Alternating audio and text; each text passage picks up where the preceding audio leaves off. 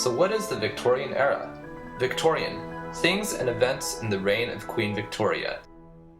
The Victorian era started in 1837 and ended in 1901. Now let's take a look at some of the events that happened during the Victorian era.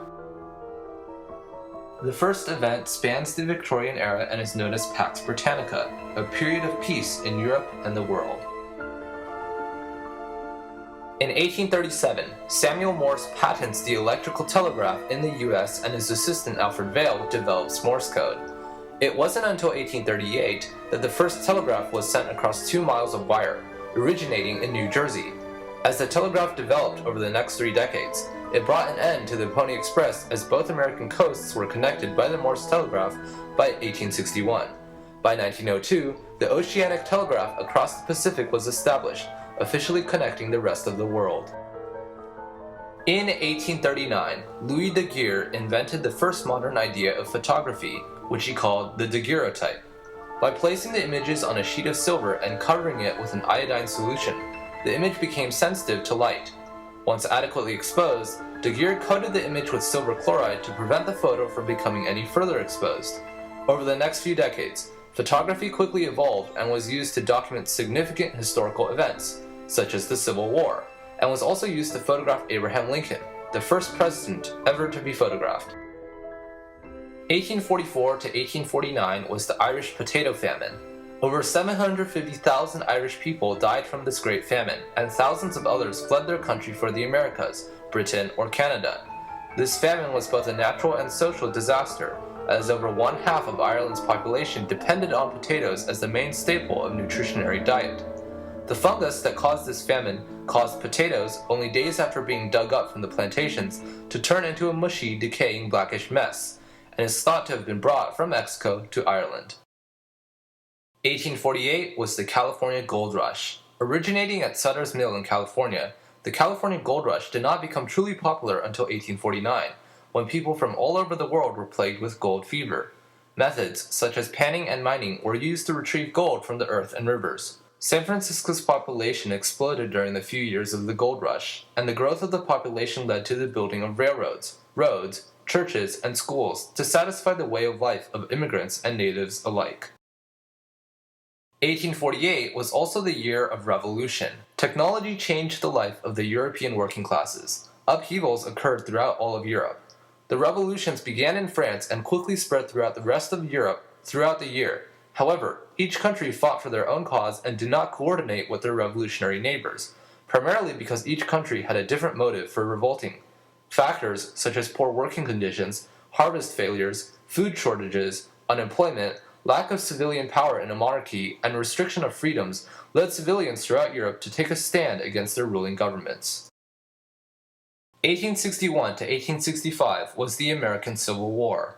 The American Civil War lasted for 4 years and was started and fought over the severely dividing issue of slavery. The South, clearly in support of slavery, seceded from the nation and was called the Confederate States of America, while the North, stoutly against the institution, remained a part of the Union. At the close of the war, the United States abolished slavery, unionized the North and South once again, and took initiative to mend the broken ties in the nationwide reconstruction process of land, cities, and social perspectives. 1870 to 1914 was the Second Industrial Revolution.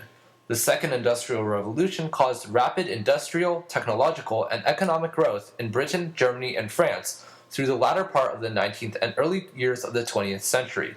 In contrast with the First Industrial Revolution that revolutionized steam, iron, and textile production, the Second Industrial Revolution involved a focus on mass production, steel, railroads, electricity, and chemicals. By the end of the 1900s, Europe alone accounted for 64% of the entire world's production. In 1876, the telephone was invented. Originally called the electrical speech machine, the telephone was invented by Alexander Graham Bell in 1876 in Boston, Massachusetts. The first words ever to be spoken over the telephone were said by Graham to his assistant, Thomas Watson. "Mr. Watson, come here, I want to see you." In 1877, Graham established the Bell Telephone Company to help propagate and introduce telephones to the world. News of this invention quickly spread throughout America, even across the seas into Europe, and by 1884, long-distance connections were made between Boston and New York City. The telephone became a much more popular means of communication over the telegraph in the latter part of the 19th century, and is considered to be one of the most revolutionary inventions that helped to expand the limits of communication during the 1800s. 1898. The Spanish-American War was a conflict between Spain and the U.S. in 1898. The main conflict was the battle over Cuba's independence from Spain between Spain and America. For years, tensions had been building between the two countries, and with the mysterious sinking of the American battleship Maine, America officially declared war on Spain in 1898. The war lasted for 10 weeks, and the result was the Treaty of Paris, which granted Cuba its independence from Spain and placed Cuba temporarily under America's rule. The close of the war also marked the falling of the Spanish Empire. Now let's take a look at some British events that happened during the Victorian era. The Victorian era evolved in the hot aftermath of the French Revolution, when many Englishmen of class and education were sobered by the news from Europe of insurrection and bloodbath. There was a sense of protectionism coupled with approximate vulnerability that led informed individuals to consider what might be done to prevent revolution from infecting the English way of monarchy and parliamentary rule. Sometime during the first several decades of the 19th century, people began to feel and comment upon the changing times. John Stuart Mill called it an age of transition. Thomas Carlyle urged people to stop reading their Byron and begin reading their Goethe, meaning to stop their romantic dreaming and take up urgent moral and civic-minded duties. These, among many observations, reflected a sense that a new era had begun. 1837. William IV dies, leaving Victoria, his niece, to rise to the throne at the age of 18. Victoria's reign lasted 63 years, which was longer than any other British monarch and was marked as the longest female ruling monarch in all of history. 1844. The Thackeray Act reduces the hours of work for 8 to 13-year-olds to no more than 6.5 hours a day, or on alternating days for 10 hours a day. Any accidents that occurred in the factory or bodily injuries acquired were to be reported to the surgeon of the factory to be recorded and cared for. Those surgeons were also required to alert the inspector of these incidents who would inspect the accident to determine the cause. A register was to be kept of all children employed, and certificates of school attendance had to be included for children's records as well. 1851. The Great Exhibition was an international cultural and industries exhibition. This was the first of the future world fairs, and many notable figures were in attendance, including Queen Victoria, Charles Darwin, Charlotte Bronte, and Charles Dickens. 1853 to 1856. The Crimean War was a war between Russia against France, England, and the Ottoman Empire. The countries were fighting for influence over the declining Ottoman Empire. In this war, both sides, for the first time in history, used the railway and the telegraph as tactical assets. The alliances won the war in 1856 with the signing of the Treaty of Paris. 1857. The Indian Mutiny is a widespread revolt in India against the rule of the British East India Company. Though the rebellion is extinguished within a year, the mutiny causes the dissolution of the British East India Company in August 1858 and the beginning of the British Raj, the period in which Britain directly rules India. 1859. Charles Darwin publishes his Origin of Species, a revolutionary work that set the base for Victorian scientific discoveries, as well as a slow but steady movement away from the theocracy of organized religion. 1869. William Gladstone, Prime Minister, disestablishes the Church of Ireland in an attempt to bring law and order to the island and assert British rule. This event set the stage for future religious conflicts between the two island nations. 1870. Elementary Education Act, or Forster's Education Act, described the structure for educating children ages 5 through 12 in England and Wales and established a board of education that would manage schools in various areas. This was the first legislation dealing with education in Britain. The draft was driven by Britain's desire to remain competitive as a manufacturing and industrialist nation. 1876. Queen Victoria is crowned the Empress of India, marking the complete colonization of the land and its people. 1901. Queen Victoria's death ends the Victorian era and her eldest son Edward ascends the throne.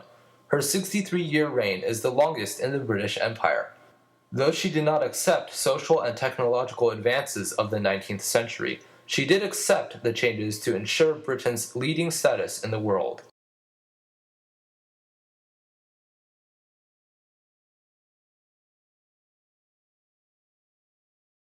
Unitarianism.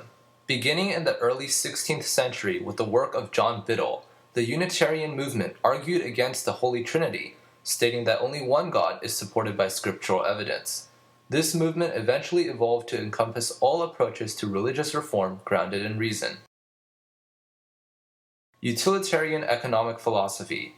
Introduced by Jeremy Bentham and John Mill, utilitarian economic philosophy advocates viewing decisions of production and financial ethics with regards to which decision either causes the lowest number of harms or generates the most benefits. The formulaic heartlessness that resulted from this theory often led to the exploitation of the poor and working classes. Socialism.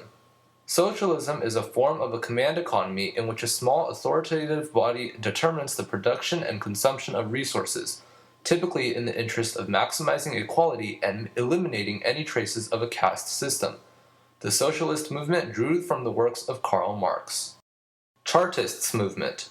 Chartism broadly defines the social revolution of the mid-1800s, in which the working class pushed political and social reform in Parliament. Among other things, the Chartists moved to increase the value of the vote of the common man and remove the wealth barrier needed to run for office. Loss of faith as a result of evolution and progress. Balancing strict behavioral standards with expanding economic fronts in bittersweet or introspective testimonies, Victorian writers such as Charles Dickens explored the world's loss of innocence as it matured economically and scientifically. Reforming hypocrisy. Amidst the expansion of the Victorian era, writers such as Thomas Carlyle explored complex moral issues with preaching, knowledge tones in order to return the world to its moral standards. The writers strove to confront the hypocrisies of religious practices corrupted by wealth and a nationwide movement away from tradition and institution.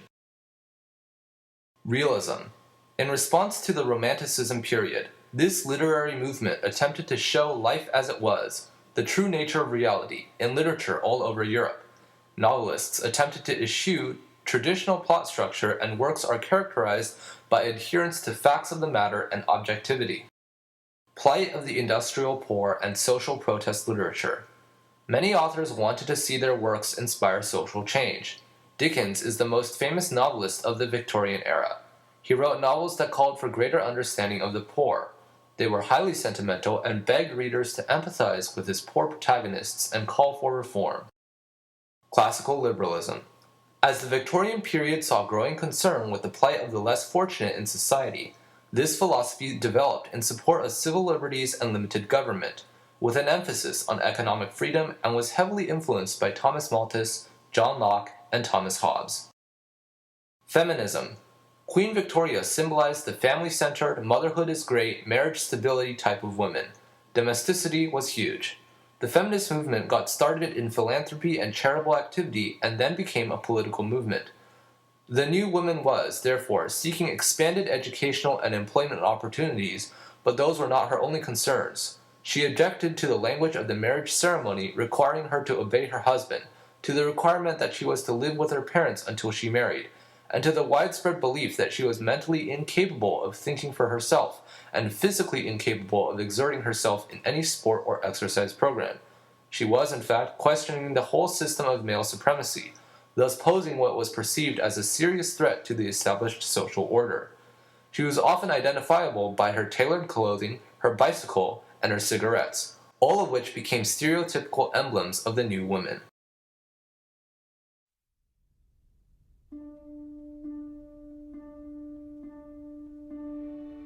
When it comes to the Victorian era, it's all about the novel. There are many different types of the novel. There's the social novel, the political novel, the utopian novel, and the epistolary novel.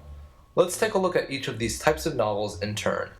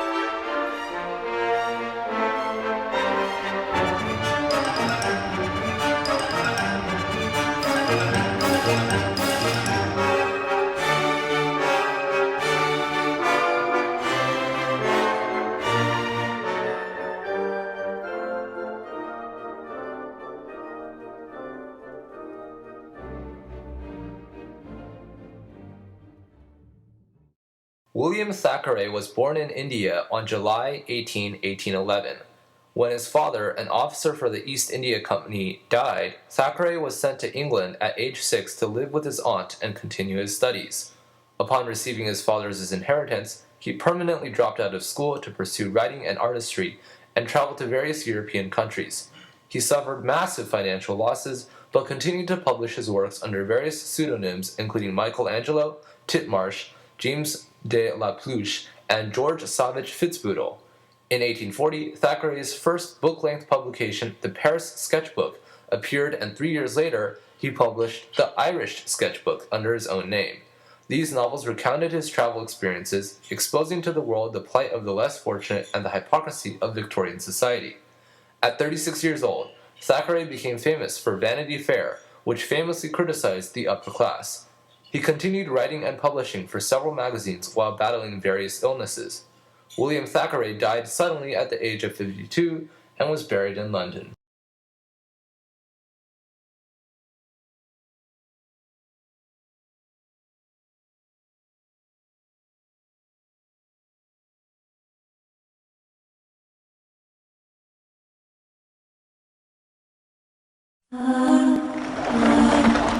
All of her life, Becky Sharp longed to live in a world that was out of her reach. Just be yourself and everyone will love you. Why should the men have all the fun? Didn't Eleanor of Aquitaine ride into battle pregnant and bare-breasted? Miss Sharp, I am your prisoner. You have only to ask, and I shall release you. What a treat to find someone cultured in this house. Hoity-toity. Please tell me there's something disreputable in your past. Now, Miss Becky, this is Rawdon. He's a soldier, through and through. You must be bored as a brick down here. But I'm afraid his life is a lonely one. If only he were married. Are you trying to steer me towards an indiscretion? Would you like me to? No man has managed it yet. With a decent position, you could put the world on a leash. Ladies and gentlemen, the entertainment is about to begin. Now she will enter the world she always dreamed of. You know I'd do anything for you. Where polite society... Here comes the famous Mrs. Crawley. I had thought her a mere social climber. I see now she's a mountaineer. is turning out to be anything but. They will bully you and patronize you. But that's what you want, I suppose. And the higher she climbs, How do you like your new place? My place? How kind of you to remind me. the harder it will be I cannot let that girl profit from her scheming. The only thing of value in this life is to love and be loved. to stay one step ahead of her past. Tell him I'm innocent. You innocent? I have not slaved for 40 years to see you marry a beggar maid. From the classic novel by William Makepeace Thackeray and acclaimed director Mira Nair, Reese Witherspoon, James Purefoy, Jonathan Rhys-Meyers, Romola Gary, Reese Ifans, Bob Hoskins, Gabriel Byrne, and Academy Award winner Jim Broadbent. We march in 3 hours! No! You won't do anything brave, will you?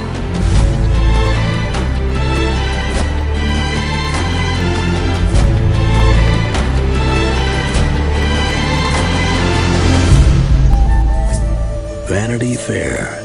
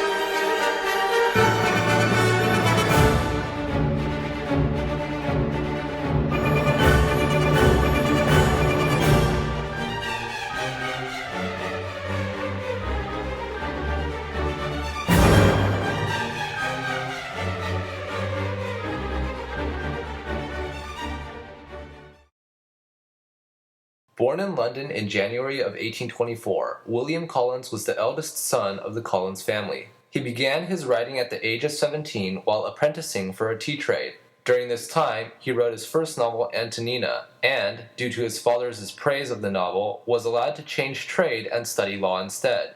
It was in 1851 that Wilkie first met Charles Dickens, and, for years after, Wilkie and Dickens worked closely together, creating works, influencing each other, and establishing a lifelong bond that not only affected their friendship, but ultimately the history of English literature. Collins has been called the father of the English detective novel, and is credited with establishing the foundation for suspenseful, thrilling detective novels with charming, wily villains, a character prototype that is still used contemporarily in many detective novels, to contrast the protagonists. Wilkie lived a very unconventional lifestyle for the times of the Victorian era. He lived with his mistress while simultaneously supporting a woman with whom he had fathered 3 illegitimate children. Collins' sensation, mystery, and multi-perspective novels made him very popular during his time and thus adequately illustrates the democratization and the evolving nature of Victorian society during the late 19th century.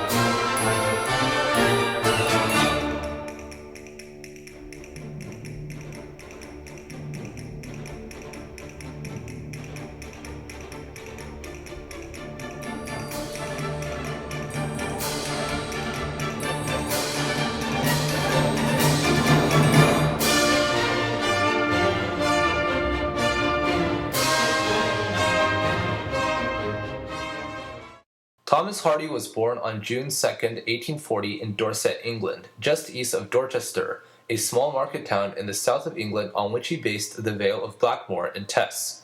Taught by his well-educated mother until he attended grammar school, Hardy was an intelligent boy whose education ended at the age of 16, when his parents could not afford university. He trained as an architect until the age of 22, at which time he moved to London and enrolled at King's College. However, Hardy never felt comfortable in London, too aware of the pronounced class divisions and his inferiority, and began reading John Stuart Mills's utilitarian works. In 1867, Hardy returned to Dorset, where he met Emma Gifford 3 years later. They were married in 1874, and although they eventually became estranged, her death in 1912 devastated him. Upon his return to Dorset, Hardy immersed himself in writing, and did so until he fell ill with pleurisy in December of 1927. He died less than a month later on January 11, 1928.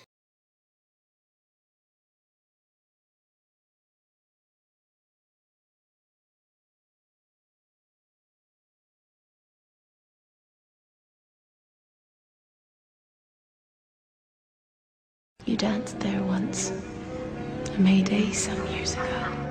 You can come back when you want. Just know that I'll be here. Mother, I'll go. That's what you want.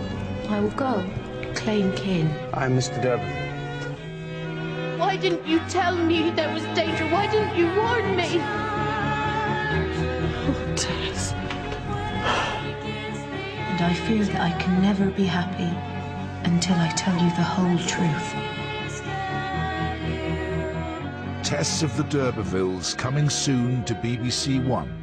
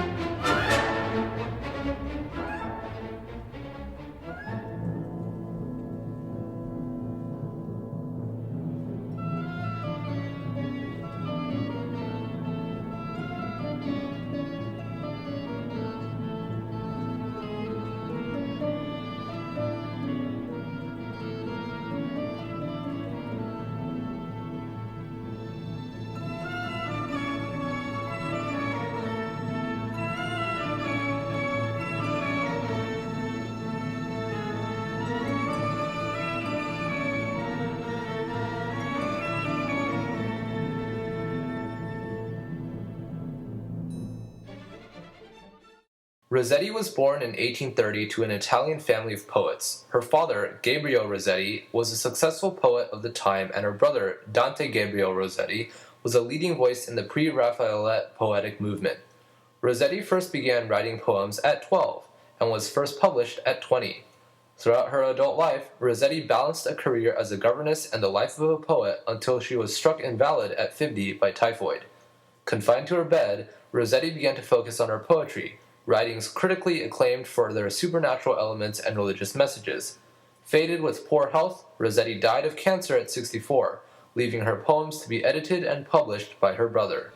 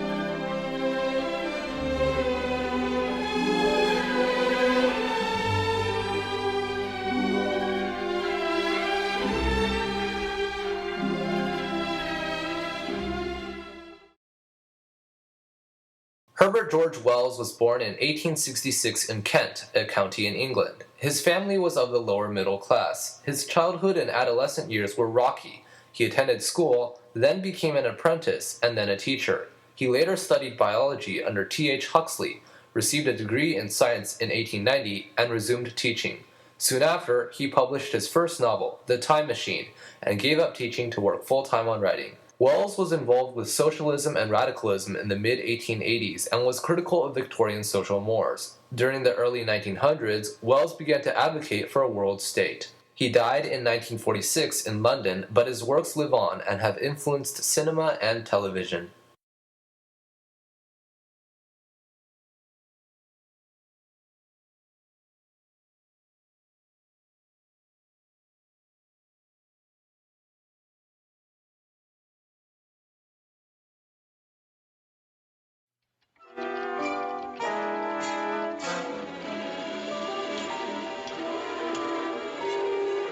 Such stories as H.G. Wells' War of the Worlds and Jules Verne's 20,000 Leagues Under the Sea have challenged mankind. So today, man is successfully probing deep into the mysteries of the universe. Can he penetrate the greatest mystery of all, time itself?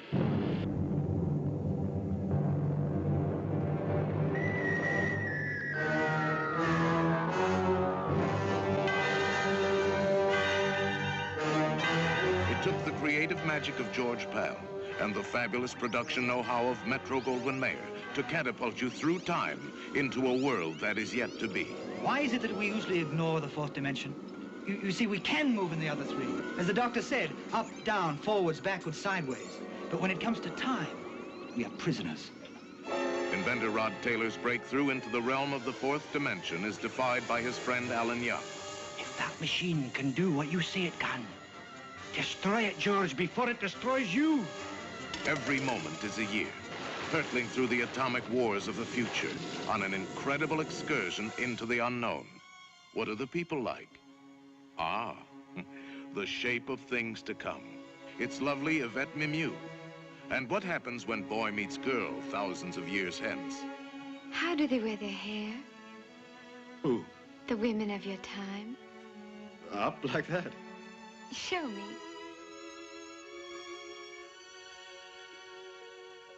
Is this the human race of the future? Or is this the Morlocks, fiendish creatures who live in a weird underground world? And the Eloi, the tranquil sunshine people, who the Morlocks dominate and maintain like cattle, luring them below with the hypnotic wail of the sirens, to feed upon them in cannibalistic horror.